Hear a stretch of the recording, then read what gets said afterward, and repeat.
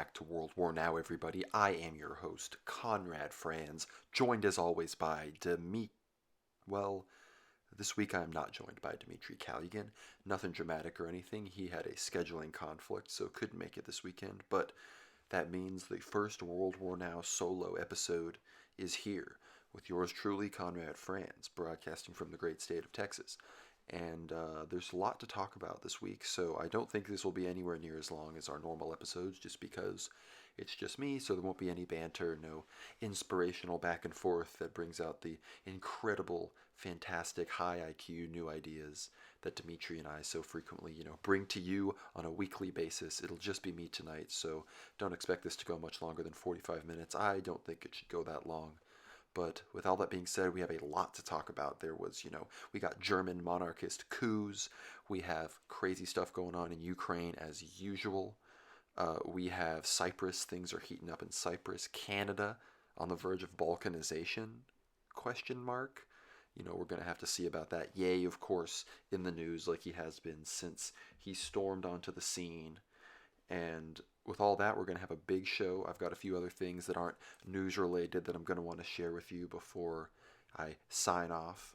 But there's been so much going on that I'll probably forget something before this show ends and I stop recording, and I'm going to want to go back, but I'm going to try to get this done in one take. No regrets. So thank you all for joining me tonight. Be sure to follow us on Substack, worldwarnow.substack.com. Subscribe to our YouTube channel, World War Now. It comes right up if you search it on YouTube. Be sure to subscribe to us on Telegram, World War Now Telly, that's T-E-L-E at the end of World War Now. And be sure to follow us on Twitter as well, World War Now _. So with all that, I want to make sure everyone also tunes into our previous episode, episode 10, with Dean Arnold, which is a fantastic episode. Please tune into the Substack to hear the full thing. It was really, really good. We're definitely going to invite Dean back on the show in the future, so be sure to tune into that.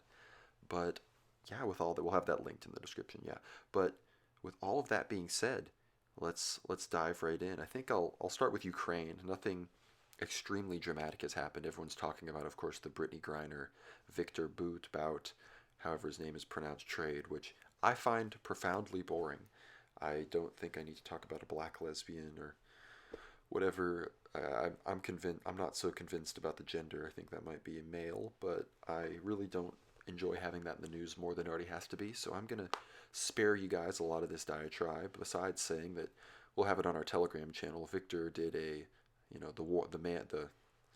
the god of war, whatever his nickname was, this arms dealer. He gave an interview with RT, and just slapped down U.S. Liberalism. Didn't he said Americans are great people and things like this, and really put down the growing sense of valuelessness and the loss of Christian values in America, which, interesting choice for them to interview this recently freed, supposedly international ultra criminal, but very interesting. It's some interesting content. He's a well-spoken guy who was in, American prison for a long time, so I think his English is pretty good, which I found somewhat interesting. So that's really about all I have to say about that. So, but with Ukraine in general, the ground is freezing. We're well into December now. It's getting hard. I anticipate probably after Christmas we might really begin to see a big Russian ground offensive. I mean, when the ground is hard, we have over 150,000 of those mobilized troops are just in the combat zone. No offensives have necessarily been done dramatically. We are seeing a lot of movement in Bakhmut and other areas in Donbass, with the Wagner group is, making some pretty strong advancements, and they're really surrounding and kind of goading in these Ukrainian forces into this Bakhmut cauldron, and they're going to try to, I guess, take out as many forces and demilitarize as much as they can in that area, which, it's getting close to Christmas time. This is definitely a good time to be praying for the, for the end of this conflict, and for ultimately just a peaceful time in Christendom. And I'm of the opinion, of course, that the most realistic way that'll come about is a rapid accession of territory to the Russians, and of course collapse of the current Kiev regime. But at this point, we can hope for all sorts of ways that the bloodshed can stop. So be praying for that. Always be prayerful. If there's one thing you take away from this podcast, always be prayerful. In many ways, we're seeing the conflict continue to shape out geopolitically. I believe Iran has talked about more openly, directly sending Russia drones. The Russian military and the Iranian military have been meeting more frequently. The collaboration has been heating up, I believe, as certain actors get taken away, as the NATO front perhaps opens up with NATO's accession of Sweden and Finland into its ranks. They're going to want to be shoring up that southern border more to have that ally in Iran. And the Iran allyship, of course, secures their alliance with China. Iran and China have a very strong relationship. So the BRICS are shoring themselves up. We talked a little bit in the last episode with Dean about, how the world war is the U.S. versus the BRICS. I think it's a bit more complicated than that. But if it were to be on geopolitical entities solely and, internationally defined, kind of alliances and groups, that would be a pretty succinct way of explaining it. So I think I'll agree with Dean there. And as we talked about in that episode, Ethiopia, some Saudi Arabia, even apparently these countries were really trying to get into BRICS. I mean, China and Saudi Arabia's recent meeting, we saw Saudis roll out the red carpet, or the green carpet, as it were, for China, and treat Xi as if he was the emperor himself, which was very interesting. It seems that the Saudis are reading the writing on the wall and seeing the Eurasian landmass as the rising power, especially from an energy perspective, which is all that they're going to be thinking about. So interesting things to watch.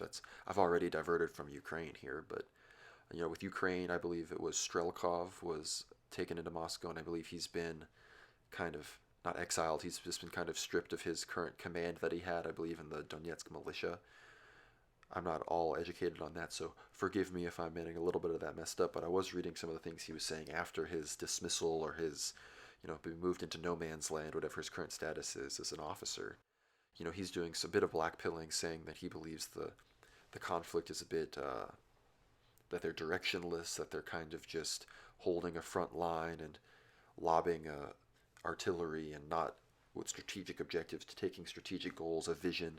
Strelkov, very idealistic, a nationalist. He wants a unified front and an idea of liberation going into this territory. But I've seen many people say that they believe that he just doesn't understand the ultimate strategy of the long grind, the demilitarization, the slow, no, like the flashy, things that come with these big risks. Those aren't being taken. This is me saying, this is what I've heard from others who are perhaps countering Strelkov a little bit. But I think that ultimately everyone here, I think, is reading the same information. We're on the same Telegram channels. We're running the same Russian paragraphs through Google Translate as fast as we can to learn what's going on. Or I'm texting Dimitri to tell me what this says.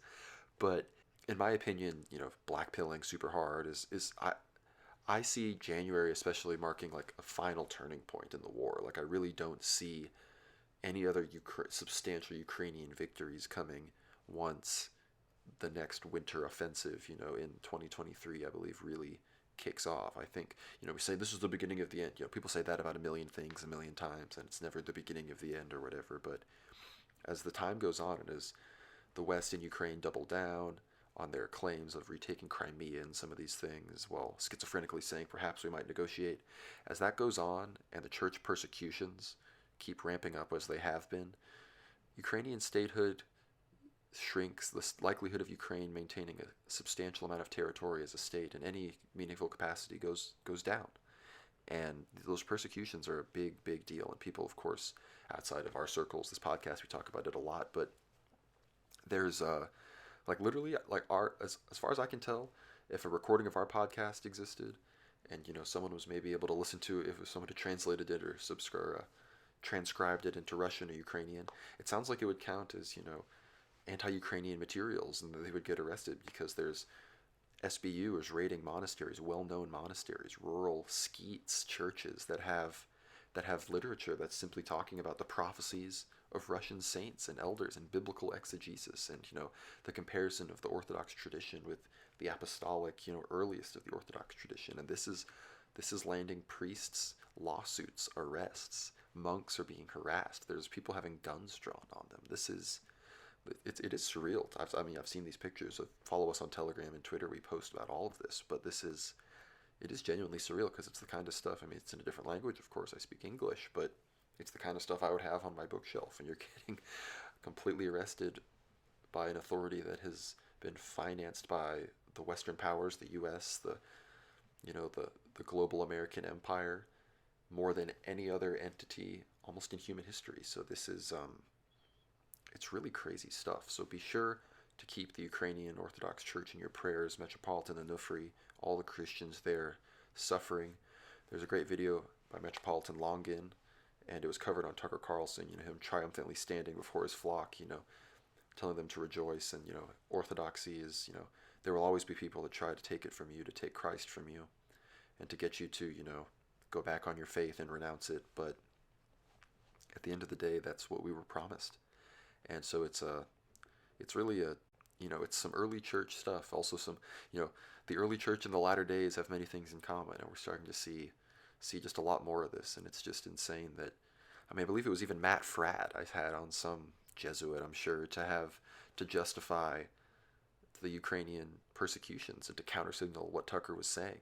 And of course, he was adding in all sorts of muddying nuance about, the tomos of autocephaly from the Ecumenical Patriarch and all this kinds of stuff, which again, we always encourage everyone to read the Metropolitan Nikiforos of Kikos book on the subject.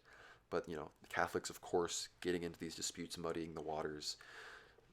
Just as the Uniates do in all of these countries, coming in and, acting as Vatican imperialists and seizing territory and, finances, ultimately just getting more and more of those tithes going into Rome with their, that project. It's very, and of course to see Matt Fradd come out so quickly in defense of current thing Ukraine like that is, not to say it's not surprising, but it's just a bit disheartening. I thought you might be a bit better than that, Matt. But anyway, yeah, that's about, again, nothing super dramatic has happened on the ground. Odessa is in like total blackout. Obviously the artillery strikes have kept going, but no super dramatic offensives on the ground, no seizing of territory by either side in a super dramatic way, just the continued bombardment and the unfortunate destruction of Ukrainian civilian infrastructure that the Russians up until this point had tried so hard to avoid doing. But Odessa, total blackout for a long time now. You see pictures of people mass charging their phones at charging banks and stuff like that. It's a sad sight to see, but it seems that the West is willing to fight to the last Ukrainian in some regard to achieve a completely ridiculous end of unachievable regime change in Russia, which almost everyone, I think, is accepting is not going to happen. But they trudge on for reasons that are many, and we have discussed on this show, from ethno-religious to strictly financial. It all kind of conglomerates into this horrible specter of evil that just wants to destroy any vestige of resistance to it, that appears in the world. But yeah, I guess we'll leave the Sitrep there. I think that's a good assessment kind of the current on the ground warfare situation and what we're looking for as January and 2023 approach, as the Advent season marches on. I hope everybody is, of course, having a Merry Christmas. But with that, we'll move on to, I kind of want to talk about the German coup thing. I just think I think it's fun. That's a fun thing that I like to talk about, and I don't want to, if this is what it could be, and is the German state truly cracking down and making an example out of people that really weren't doing anything wrong and making out of this coup thing, I really do sympathize for them. Regardless of whether or not that's true, or that the people involved were feds or whatever, this whole thing is, of course, being turned into the German January 6th, which is ridiculous. And the reason I can say that, outside of, other people just pointing out that, yeah, this is not necessarily a serious threat to quote-unquote German democracy. This is being made out to pass new legislation to ban opposition parties like the AfD, crack down and pass new laws that would ban being pro-Russian in any way, or being against, unconditional financial support for Ukraine, or these other things going on in the eastern part of, the eastern borders of the European Union. They want to make any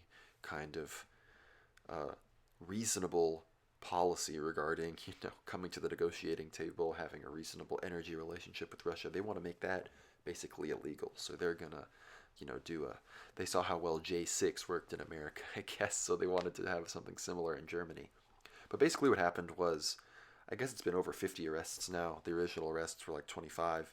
It seems that, a group of Reichsbürgers who are, German Empire restorationists, Second Reich restorationists, imperialists, royalists, monarchists, they wanted to storm the Reichstag, arrest members of the Bundestag, which is the German parliament, apparently simultaneously cause mass civil unrest through the destruction of infrastructure, and then, after all of this, appoint Prince Royce, Heinrich the 13th of the House of Royce of Germany, as the Kaiser, or interim Kaiser, I guess, before some kind of new system of succession or power could be held. And in my opinion, that sounds epic and based, but unfortunately, it was not to be, as the German police cracked down hard, and we got unfortunate shots of Heinrich the 13th himself being walked away in cuffs. But I believe Alexander Mercouris and others made the point that, the media was there from the very beginning. They tried to make this like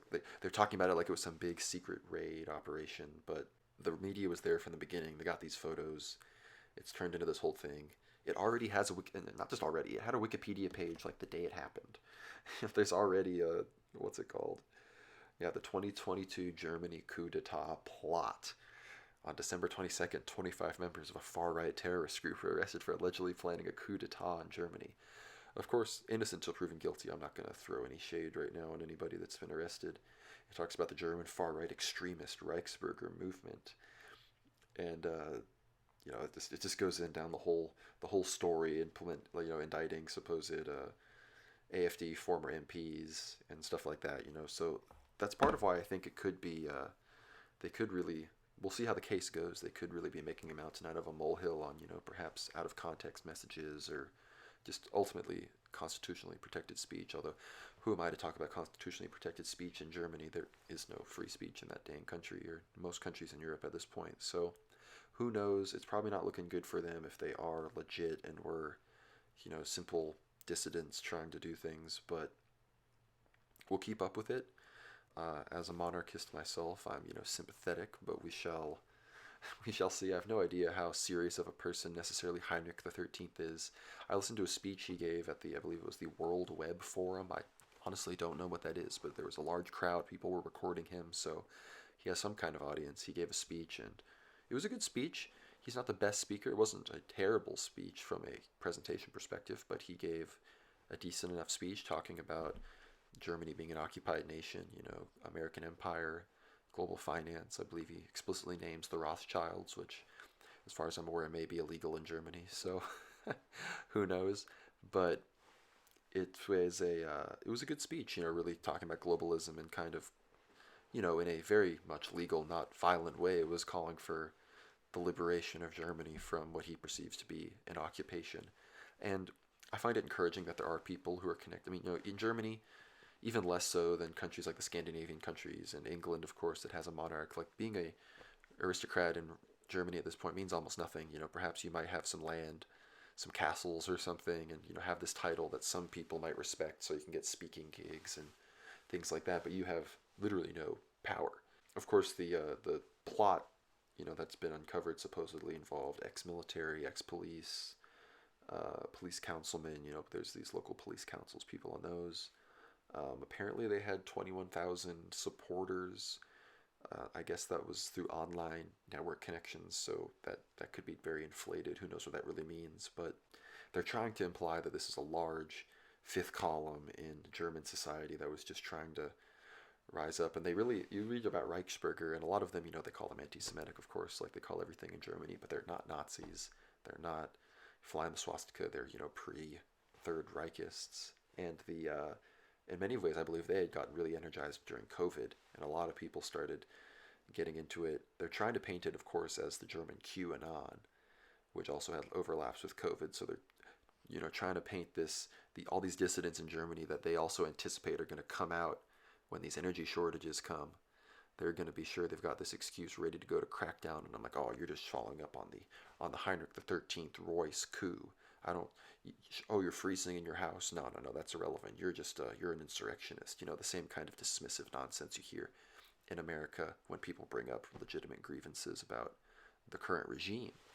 But at the end of the day, this is, I think the funniest thing about this is I think it proves, and I'm sorry to my Anglosphere listeners, especially, my Bongland Londoner, true UK boy listeners. Sorry about that loss to France. I was rooting for y'all against France, but this proves that even though they've literally taken So many L's. The whole 20th century, just L after L after L. Just a boot stomping on the German face. The German is still more ready to rise up than the Anglo.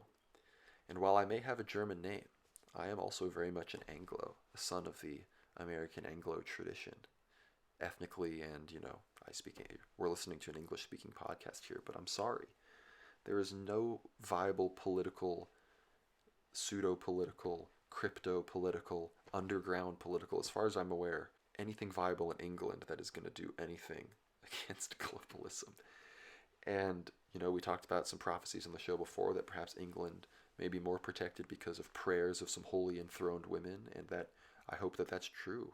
That would be fantastic. But from any kind of political perspective, from any kind of cultural influence perspective, I don't see the UK coming out of this one. And the Germans, who have literally just taken it the whole time and had their spirit crushed and had it basically made it illegal to be proud to be German, to stand up for yourself, to be, irredentist German claims are like the worst kind. That's what started World War II. What are you going to do, be Hitler? But even because of all that, there are still, it seems to me, a lot of people in Germany that just, they bit their tongue and they put their head down and they put in that work and they're building that network and they're doing what needs to be done. And Germany will rise again. And I am more confident about that than even seeing some kind of based England rise up. But we'll see. Things can change.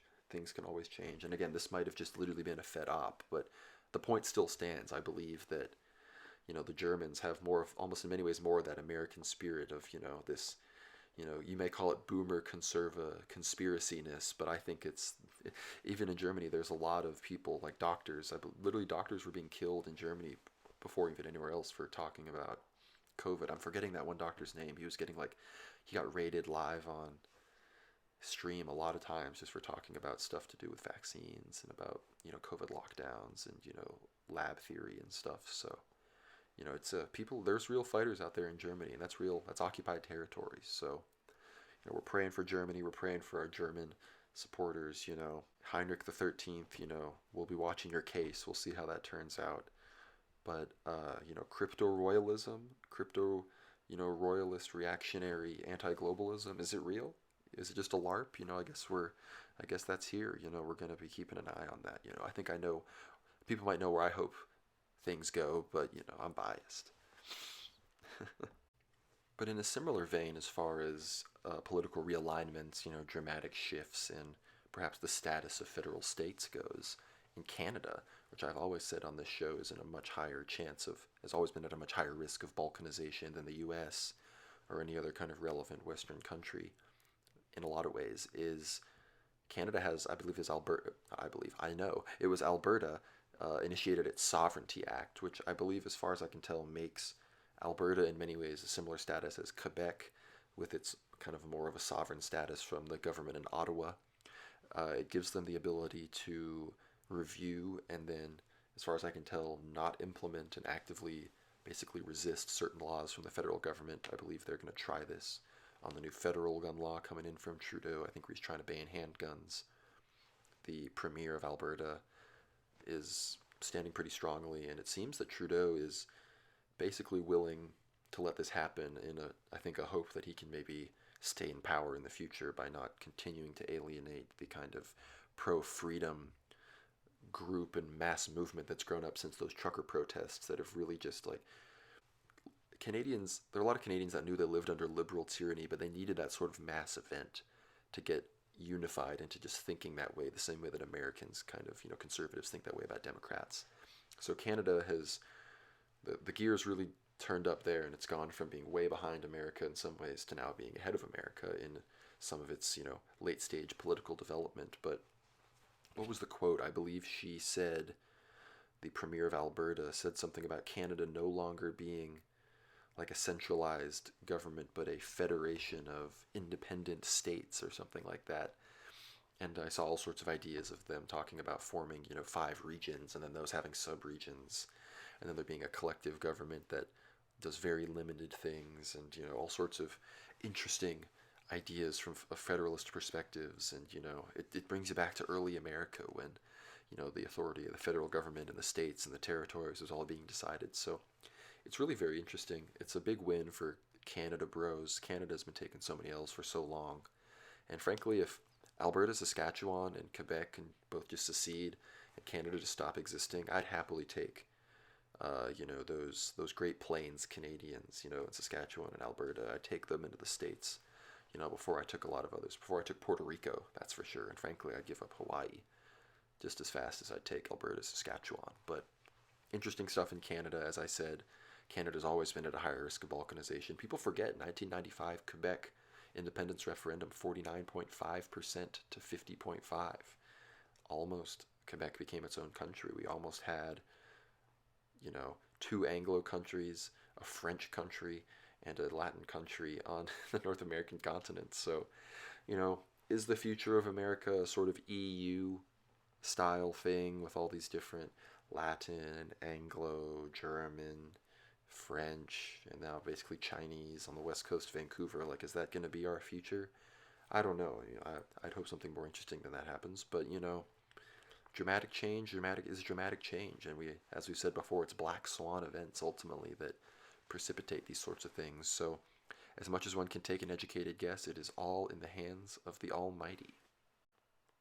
But with all of that, moving away from Canada, there's not too much else to say about that. There is unfortunately trouble brewing in Cyprus. As I said, trouble in Cyprus. I've said it before. I'll say it again. It's a dramatic place. It's at the center of civilizations. Right there in the Eastern Mediterranean, off the coast of the Holy Land, and Lebanon and Syria, right below Greece and Turkey. So of course it's going to be a place of geopolitical, geostrategic, theopolitical influence. And of course, the Cypriot archiepiscopal elections are coming up. We all know it's silly that the Cypriots vote for their archbishop, but here we are. I've been emailing everyone I know. I've already secured some more votes on the island of Cyprus for Metropolitan Neophytos. I hope you all are doing the same, because we need him to be in that top three. That's what's the most important. If he can just get third, second, it's unlikely he gets first, but he can get in that top three. He'll be before the synod, and the Holy Spirit can always have a chance to work through these bishops, through these men who are hopefully leading lives of prayer. And as I mentioned before, Metropolitan Nikiforos of Kikos, who wrote the book, the literal book, defending Metropolitan Unifree and the canonical Ukrainian Orthodox Church, and definitively proving that the schismatics and the Fanar and the EP have no case for what they're doing. He's, of course, on the synod, and he's a very influential, popular bishop. So I hope that, based on his academic work, I can anticipate stalwart support from him for bishops who would do the right thing in the current ecclesiastical situation we face in the Orthodox world. But unfortunately, we already discussed in a previous episode Metropolitan Athanasios seemingly kind of balking on really standing strong in support of the canonical church, talking about enforcing precedent. And again, maybe he's saying this to garner support before the election. Maybe he comes back and does the right thing. We will, of course, pray for that. But I like to keep things honest. We like to, someone who, their word is their word, they're doing what they're saying, have them be elected with a vision, guided by the Holy Spirit to lead their church into holiness. And another person, another Metropolitan of Cyprus, Metropolitan Isaiah, who is also considered a front runner in the polls, he was a supporter of Metropolitan Onufri and the canonical church. And what happened? He went to Constantinople, he went to the Fanar, was serving liturgy with Patriarch Bartholomew and others, and who shows up? But Epiphany Domenko himself, Mr. Schism, the defrocked layman claiming to be the Metropolitan of Kiev in Ukraine. And he showed up, they celebrated, and sure enough, Metropolitan Isaiah has changed his mind and has come around, which is very unfortunate. All of this, of course, happening at the same time. If anyone follows me on Twitter, Gnomrad, I got into a bit of a spat with very, very, I will just say, detestable individual, Elias Damianakis, Archon Elias, as he styles himself so proudly. Who those that don't know, an Archon is someone who's been awarded, I believe, this medal, an Order of St. Andrew, which is this silly self-congratulatory medal for being a shill for the ecumenical patriarch, especially against Russia. I consider them very much influenced by the State Department, the U.S. intelligence operation. And this despicable character, he's an iconographer or whatever, but he denies the sainthood of the Romanovs. He denies the sainthood of St. John of Shanghai. He claims entirety of Rokors and schism and shouldn't exist. He entirely in favor of a completely dominated Orthodox world dominated by the ecumenical patriarch. He basically sees him as the Pope. He's fantastic close friends with Elpidophoros, our favorite abortionist hierarch. His wife is actually, as we speak, they might be done now, but a few days ago was on, pilgrimage in the Holy Land with Elpidophoros. I saw them meeting with the Patriarch of Jerusalem, Theophilos, which I think anyone can interpret as explicit lobbying in the favor of the schismatics. Right at this time, of course, the EP publishes this article. We are not, or the statement, we are not interfering in the Cyprus elections, and methinks thou doth protest too much, is what I have to say to that. With your deepest, most scummy operatives, Elias and his wife, with Elpidophoros of all people, of course, probably giving all sorts of sweet ideas and treats and offers to the Patriarch of Jerusalem for, I would consider, supporting anyone but Metropolitan Neophytos and making noise and making sure that the Hellenic world, seems united behind whoever, of course, is made archbishop, that they would be stalwartly and staunchly behind the schismatics to not disrupt the singular vision that, the whole war in Ukraine gave the EP a chance to jump on the Russophobia and the demonization of Russia and the rest of the world. And that just go to Elias Damianakis' horrendous Twitter page and you'll see more than enough of that really just disgusting garbage that has no place in Orthodoxy. So if you're listening to this, Elias, just go soak your head, man. Like, no one, like, you're not doing anything for anybody. No, again, if I encourage everybody who knows Greeks, who knows people in Cyprus, encourage them to vote. That's probably the most staunchly I'll encourage anyone to vote for anything, but this is important. And I think it would really just be fantastic to have such a saintly hierarch as the head of an ancient autocephalous Orthodox church. So, in the name of the Father, Son, Holy Spirit, may we pray that God's will would be done in Cyprus. Amen. But, we keep chugging along here a bit past the half-hour mark. Ye, of course, is in the news as usual. He got interviewed by Gavin McInnes, which is a very interesting interview. He also had a Clubhouse space that I actually was tuned into live, and as he started talking about, certain stuff going on and, joking about getting killed, people exposing certain stuff in Hollywood, he talked a lot about the dudes that were coming after him. He really roasted Meek Mill as, talking about, why of all people they would ask Meek Mill to, try to scare him. But the Clubhouse got shut down. His account got banned. The space got totally shut down, which, it shows that they're just really monitoring everything he's saying. They're really trying to control the narrative, the flow of information, and it isn't working necessarily. I believe he released a song on his Instagram, and it was released everywhere else. It was pretty good, and on Instagram it was up for only an hour before it got banned, and it got over 3 million views. So, all eyes are definitely on Ye right now. It's a big cultural moment, and it doesn't seem like the brakes are necessarily getting put on anytime soon. So follow us on Telegram again. We're keeping y'all updated on that situation. It's really, in my opinion, one of the most relevant American domestic political moments since Trump, definitely since Elon buying Twitter, and it kind of goes hand in hand with that zeitgeist moment. But, it's a big deal. And I know some people, feel very strongly, and they think it's an op, or they think it's bad, or whatever, but I just encourage some people. I always say, create more, criticize less. And if your first instinct, is to just do the whole, cancel culture thing, I'm just skeptical of that. So it's we're watching that.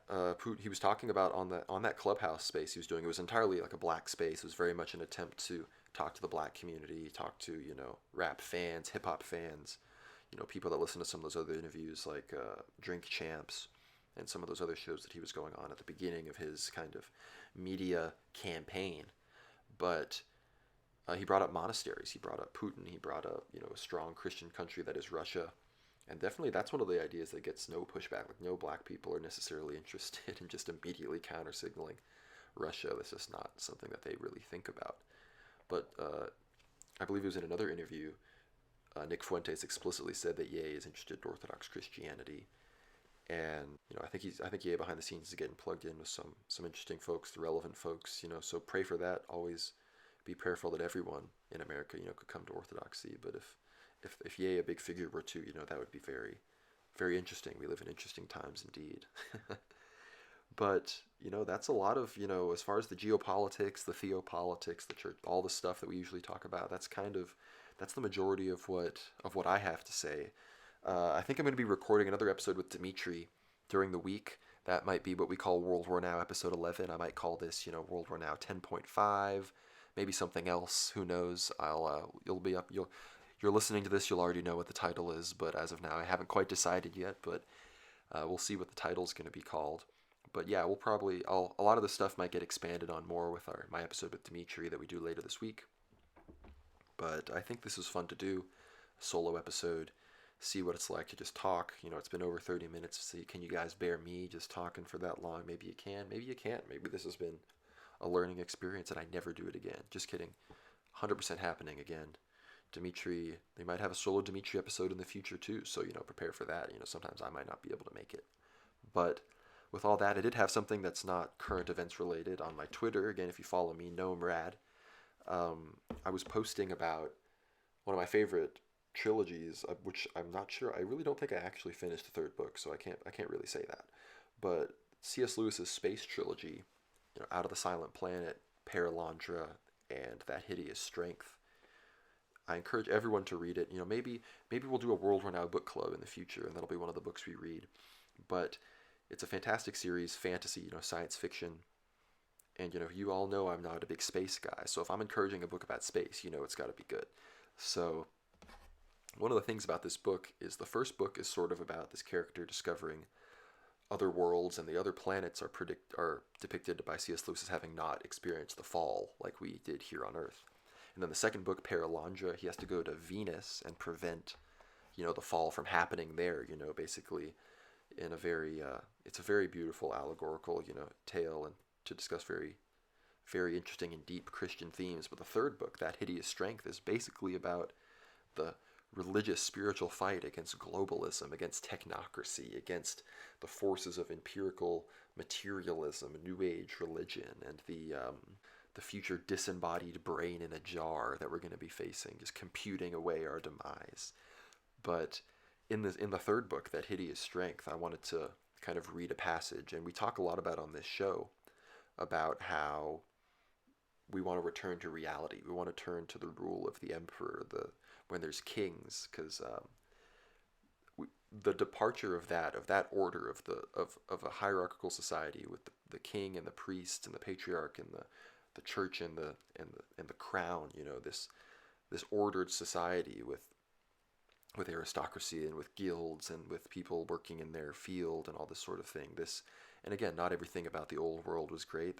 Have been improvements, but this was a society that made sense. It was ordered. It had structure. It wasn't willy-nilly. It wasn't something that was destined to cause an identity crisis in everybody as they grow old and perhaps try to find their place in society, in the world, in the country that they live in. Even the idea of borders and nation now are considered, I guess, evil or racist. But before, when there was an emperor, people even outside of the emperor's realm understood that Christendom is being proclaimed, Christendom is being protected by a military, even in some sense. There's people out there that in theory are willing to fight for the truth, for Christ, for what's right.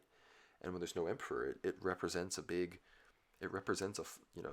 God has definitely left us, in more of a spiritual wilderness when there's no emperor like that. And I want to read C.S. Lewis, again, an Anglican, not Orthodox. He was very sympathetic towards Orthodoxy. He was even buried with an Orthodox cross of flowers, but again, not an Orthodox person. And I believe this book was written before he even really fully returned to Christianity. But the context of what I'm about to read, and I think me and Dimitri are going to discuss this more, so I might just leave it at this and then sign off. But the context, the main character has become, I believe, what's called the Pendragon, which is kind of a mythical archetype of King Arthur. And he has had to bring back Merlin to fight against basically Zog and globalism, these forces that have taken over England and are going to take over the whole world from London, which I think is an appropriate place to kind of cite this, or the countryside near London. And he brings back Merlin to help them, and Merlin hasn't been back in a long time. He's a medieval wizard, but he has a lot of questions, and I'm gonna read this dialogue here. And this is Merlin starting to speak. He says, "God's will be done, but is it yet come to that? The Saxon king of yours, who sits at Windsor now, is there no help in him?" Referring, of course, to the king of England at the time. And Ransom, the main character, responds, "He has no power in this matter."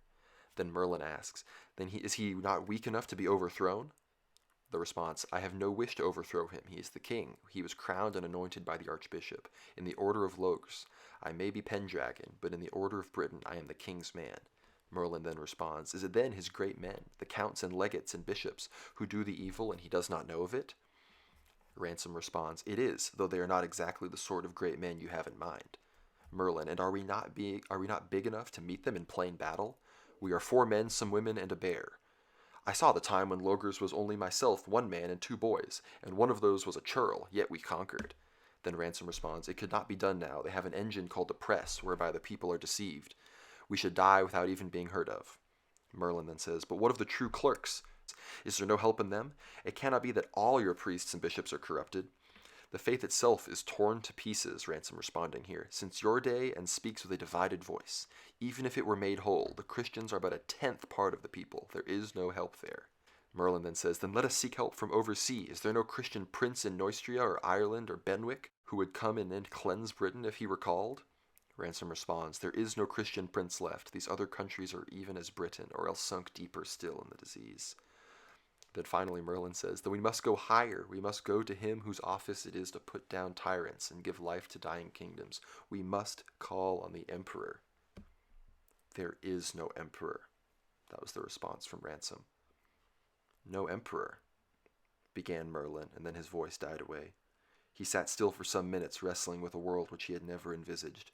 Presently he said, a thought comes into my mind, and I do not know whether it is good or evil, but because I am the High Council.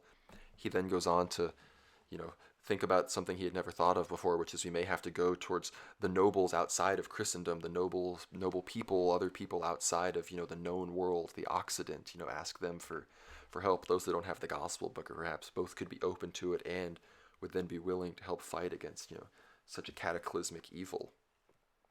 But then it goes on for a bit, and it says, Sir, I believe it would be lawful to seek help even there, like I said, in these pagan lands, beyond Byzantium. It was rumored also that there was knowledge in those lands, an eastern circle and wisdom that came west from Numenor. Ancient, civilization, of course, referenced in Lord of the Rings as well. I know not where, Babylon, Arabia, or Cathay. You said your ships had sailed all around earth, above and beneath. Ransom shook his head. You do not understand, he said. The poison was brewed in these west lands, but it has spat itself everywhere by now. However far you went, you would find the machines.